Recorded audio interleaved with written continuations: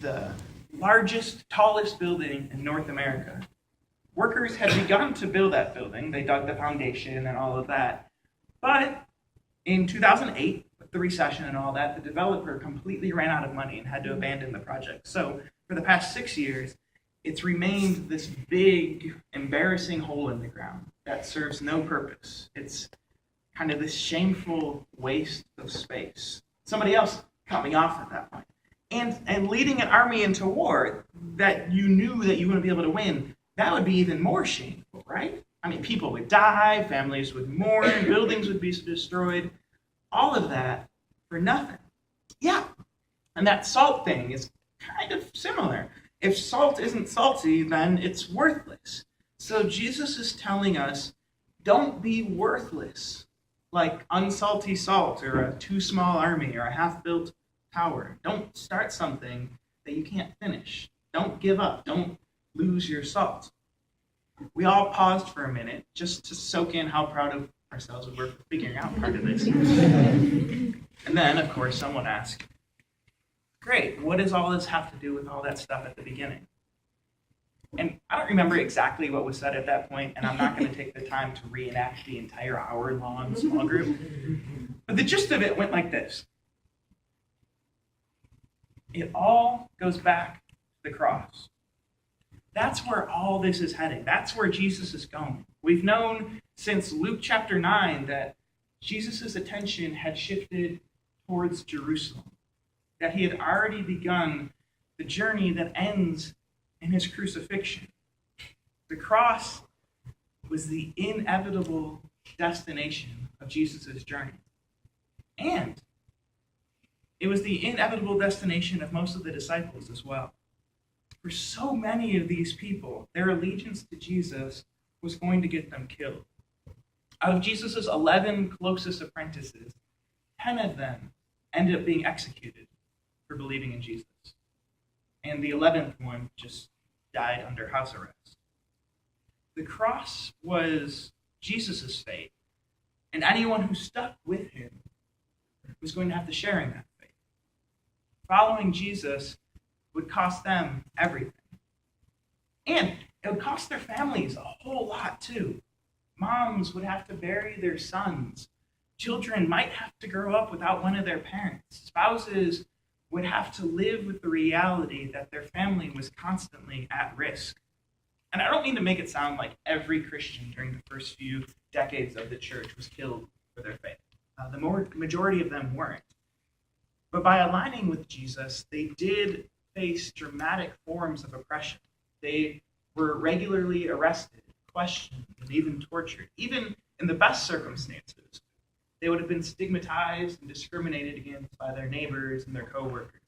Converting to Christianity had serious consequences that affected every part of someone's life, every member of someone's family. Which brings us back to the whole hating your parents, spouses, children, and self stuff. As I mentioned earlier, that Greek word definitely means hate. But maybe not in the way that we would expect. Hate here doesn't describe an emotion any more than love in the Bible describes the feeling of being in love. It's not a feeling, it's an attitude. It's a series of actions. It's a posture of priorities. Loving something means turning to it, giving everything you have exclusively to that one thing. Hating, then, means deprioritizing, committing to something else, even if it means losing what you already have. As Jesus is heading towards Jerusalem, this whole crowd begins to form around him. And it's to that crowd that Jesus offers this warning. Being my disciple costs a whole lot. It's going to hurt you. It's going to hurt your family. Think carefully before you continue this journey.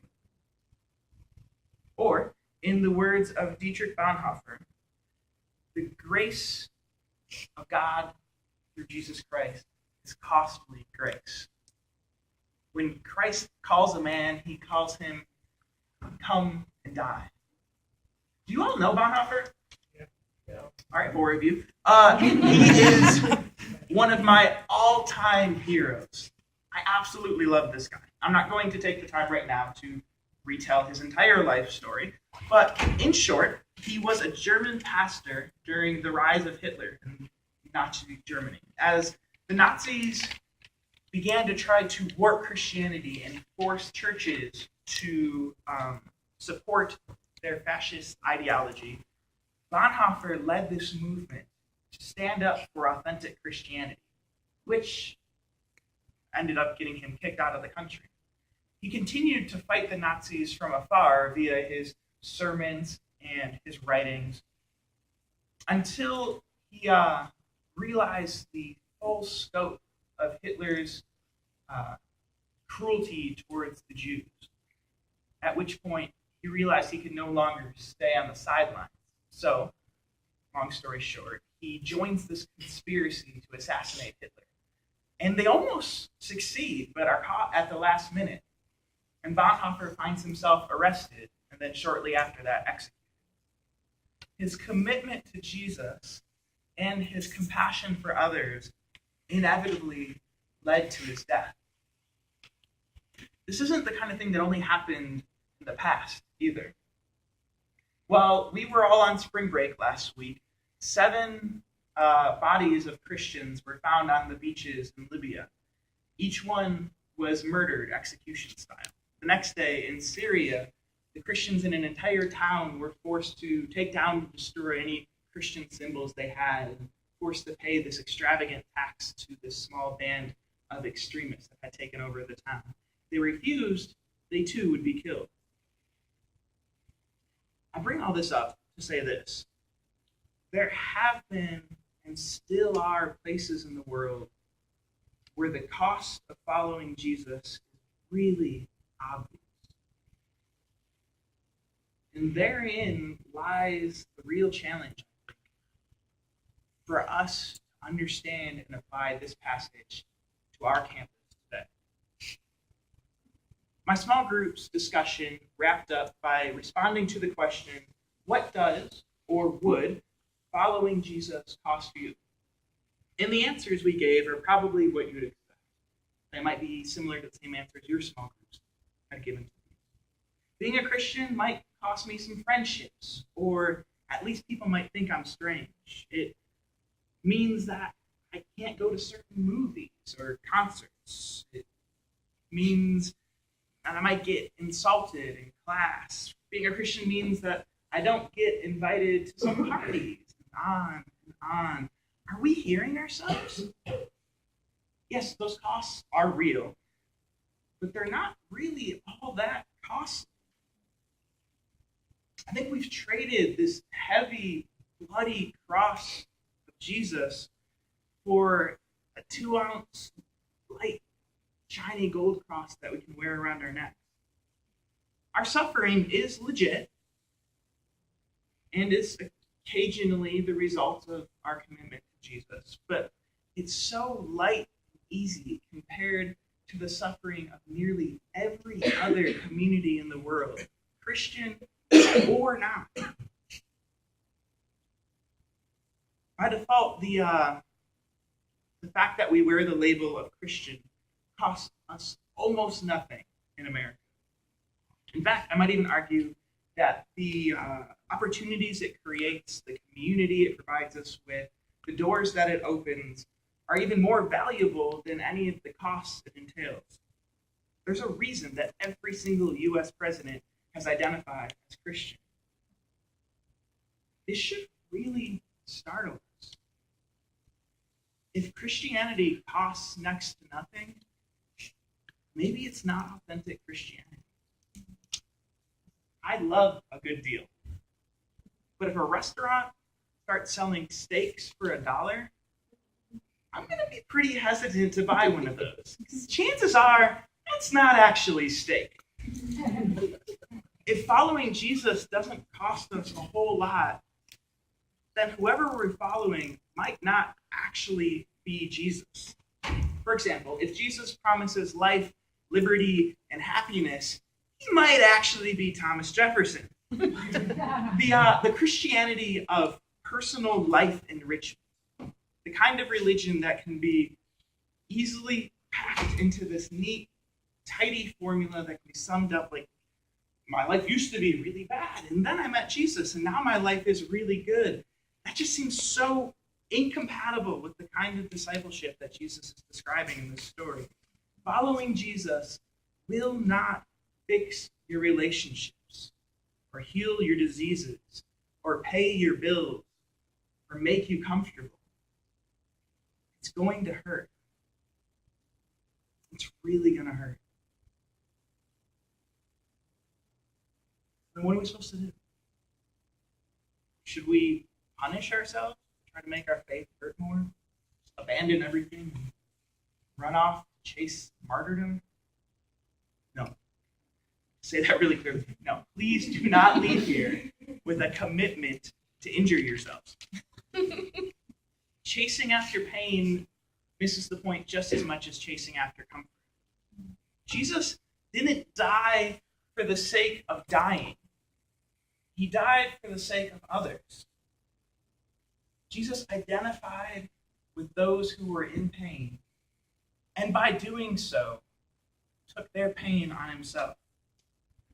That is the gospel, as Luke and Paul and Dietrich Bonhoeffer understood it. In the case of Bonhoeffer, his dedication to the gospel led him to become entangled in the suffering of his Jewish neighbors. And it was that entanglement that ultimately led to his execution. Taking up the cross of Christ doesn't and didn't ever mean self-punishment. It means mourning with those who mourn, hurting with those who hurt, sacrificing wealth and power for the sake of love and reconciliation. Listen to some of the stuff that Jesus says in and around this passage. Sell your possessions and give to the poor. When you give a banquet, invite the poor, the crippled, the lame, and the blind. Those of you who do not give up everything that you have cannot be my disciples. Over and over, this message is the same. Following Jesus means pouring out everything and identifying with those who are suffering. Our tables should be filled with the kinds of people that no one else welcomes. Our possessions should belong to those who need them the most. Everything we have, our stuff, sure, but also our time and our knowledge and our privilege and opportunities, all of that should be given up for the sake of those who have nothing. It sounds crazy and drastic and painful, but identifying with the crucified Messiah is crazy and drastic and painful.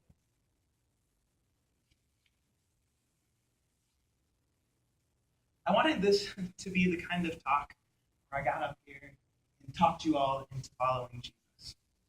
I really wanted to paint a picture of Jesus that was so lovely and compelling that you would feel like you had no choice, no better way to live than this beautiful Christian life. But instead, honestly, I think I'm trying to talk you out of it.